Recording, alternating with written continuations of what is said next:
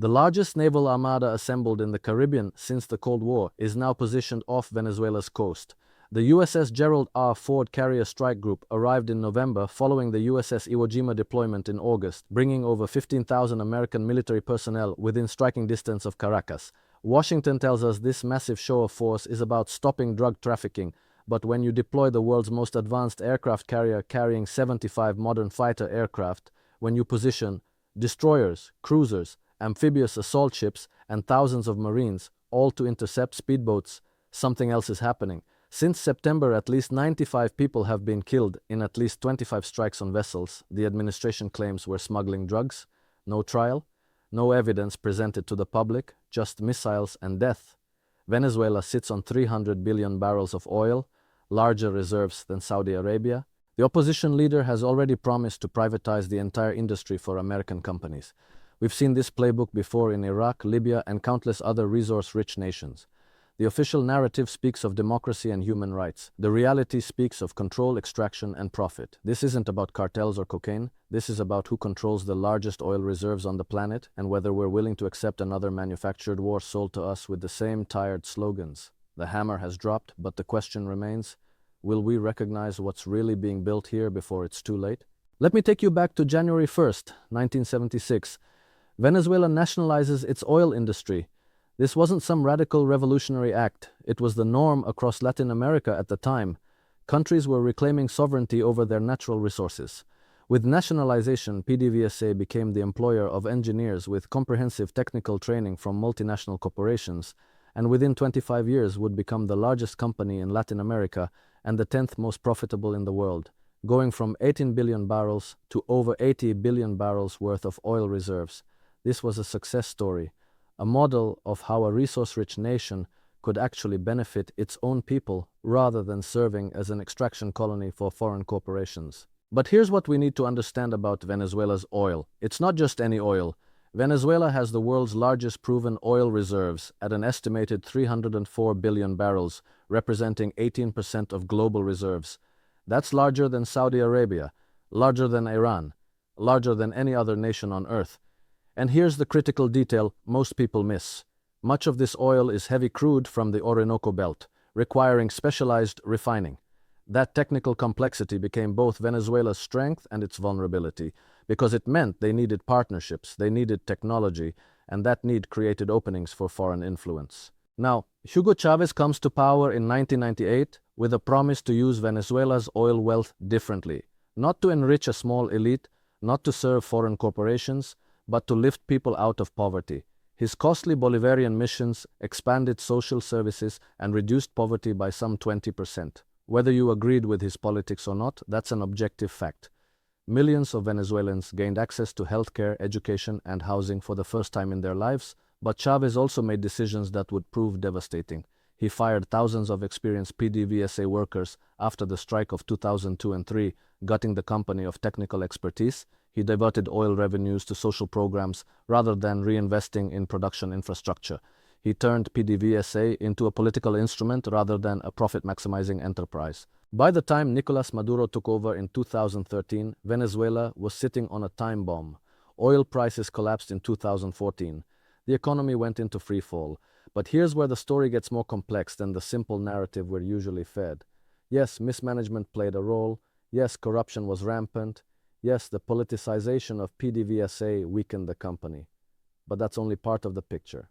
The other part involves deliberate external pressure designed to strangle the Venezuelan economy and create the conditions for regime change. In 2017, the Trump administration began implementing what they called a maximum pressure campaign. In August 2017, President Trump issued Executive Order 13808, which prohibited access to U.S. financial markets by the Venezuelan government, including state energy company PDVSA. Then in January 2019, they went further. OFAC designated PDVSA as operating in the oil sector of the Venezuelan economy, freezing all property and interests in property of PDVSA subject to U.S. jurisdiction and prohibiting U.S. persons from engaging in transactions with the company. Think about what that means. Venezuela's entire economic lifeline cut off from the world's largest economy and its financial system. The effects were immediate and catastrophic. The sanctions, particularly on the state oil company in 2019, likely contributed to the steeper decline of the Venezuelan economy, primarily by limiting revenue from oil production. The economy shrank by 35% in 2019 alone. Oil production, which had been around 2 million barrels per day before the sanctions intensified, plummeted to just 350,000 barrels per day by mid-2020.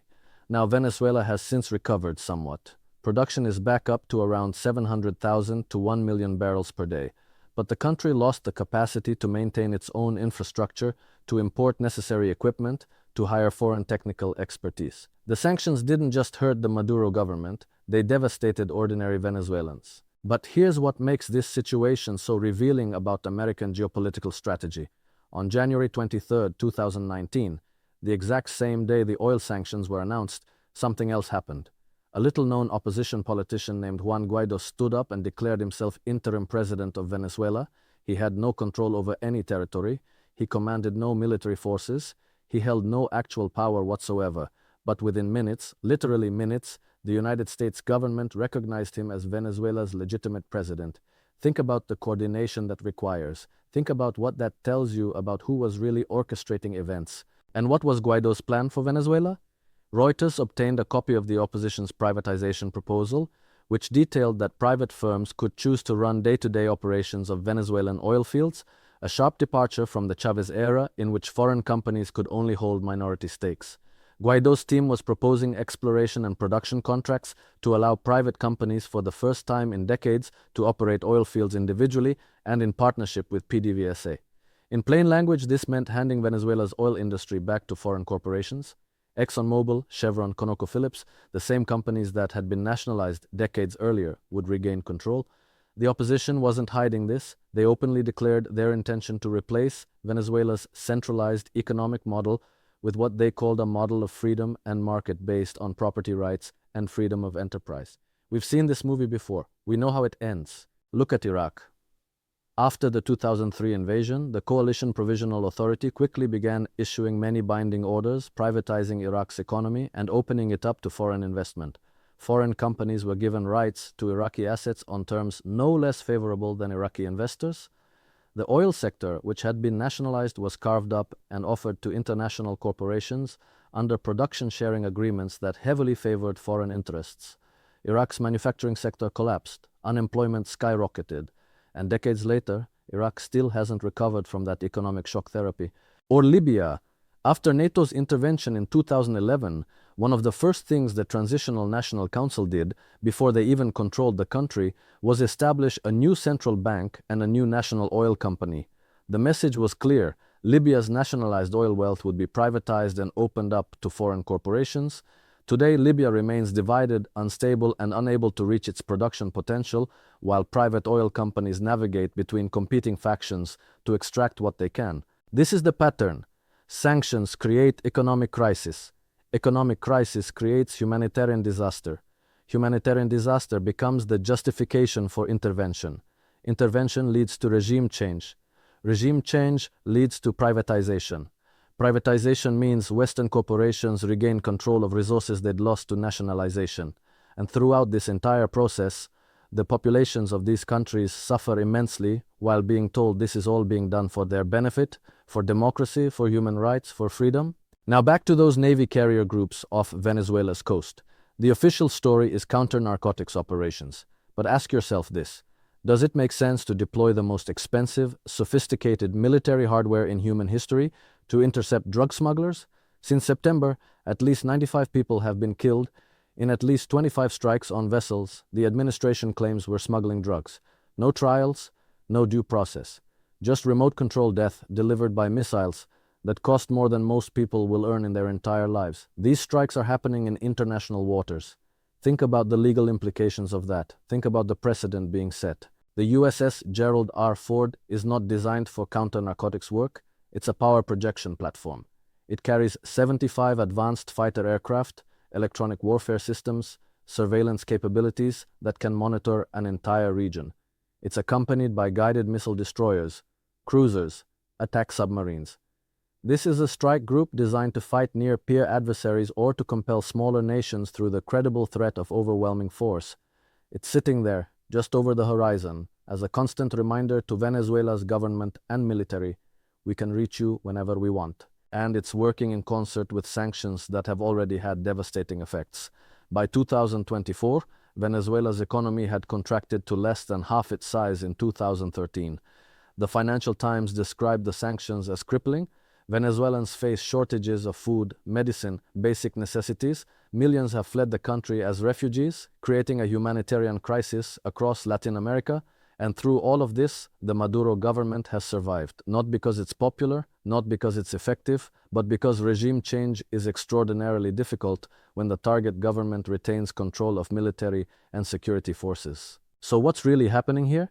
The United States government, along with its allies, is attempting to force a political transition in Venezuela that would install a government friendly to American corporate and geopolitical interests.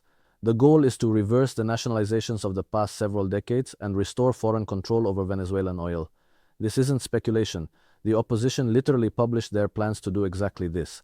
The Treasury Department's sanctions are designed to create economic conditions so intolerable that either the government collapses, or the military stages a coup, or the population rises up in revolution, any scenario that leads to regime change and the opportunity to restructure Venezuela's economy along neoliberal lines. But there's a broader context here that's crucial to understand. Venezuela isn't operating in isolation. It's part of a bloc of countries that have resisted American hegemony.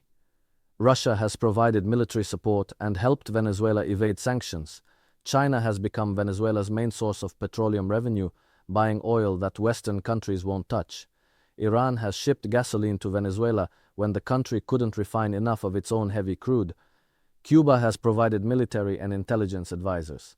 This is a microcosm of the larger geopolitical realignment happening globally, the emergence of a multipolar world where American power is increasingly contested. And that's what makes Venezuela so important strategically. It's not just about the oil, though 300 billion barrels of reserves certainly matter. It's about demonstrating that countries cannot successfully defy American power. It's about preventing the emergence of an alternative model in Latin America that might inspire other nations to reclaim sovereignty over their resources. It's about maintaining the dollar-based financial system that allows the United States to impose sanctions unilaterally.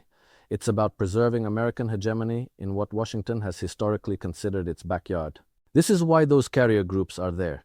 Not to stop cocaine from reaching American streets. If that were the goal, you'd focus on demand reduction and addiction treatment at home, which costs a fraction of military operations and actually works.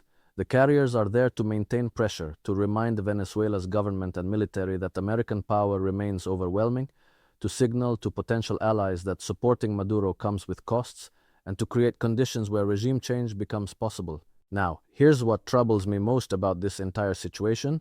The American people are being told this is about democracy, about human rights, about helping the Venezuelan people, but the Venezuelan people themselves know better. They understand that the sanctions are causing most of their suffering. They understand that the offer of regime change comes with strings attached, specifically the privatization of their country's oil wealth and the imposition of economic policies that have failed everywhere they've been tried. They've watched what happened in Iraq and Libya and Syria. They know what Western intervention actually delivers. And yet the machinery keeps grinding forward, the sanctions remain in place, the carrier groups patrol off the coast, opposition leaders continue to promise privatization in exchange for Western support, and the media continues to present this as a simple story of authoritarianism versus democracy, ignoring the entire context of resource control, economic warfare, and geopolitical strategy that actually explains what's happening. So, what comes next? If history is any guide, the pressure will continue to escalate until something breaks. Maybe Maduro's government collapses under the weight of economic crisis and international isolation. Maybe the military decides the costs of continued resistance outweigh the benefits. Maybe popular discontent reaches a critical threshold. Or maybe Venezuela continues to muddle through, supported just enough by Russia and China to survive but never thriving, existing in a permanent state of crisis that serves as a warning to other nations considering defiance of American power. What's certain is this: the outcome in Venezuela will have consequences far beyond one country. It will either demonstrate that resource nationalism can survive American pressure in the modern era, Or it will prove once again that defying American interests leads inevitably to economic strangulation, regime change, and the forced reopening of your economy to foreign corporate control. Every government watching this drama understands what's at stake. Every nation with significant natural resources is calculating what lessons to draw. Every country considering nationalization or asserting sovereignty over strategic assets is wondering whether they'll be next. The hammer has dropped.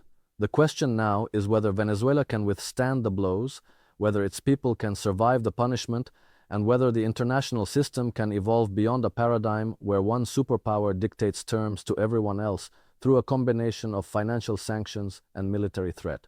We're watching the collision between an old order trying to maintain its dominance and a new world struggling to be born. And as always in such moments, ordinary people pay the price for the great games played by those in power. That's the real story of those carrier groups off Venezuela's coast. That's what's actually happening while we're told it's all about stopping drug traffickers. That's the truth we need to understand if we're going to make sense of where this world is heading.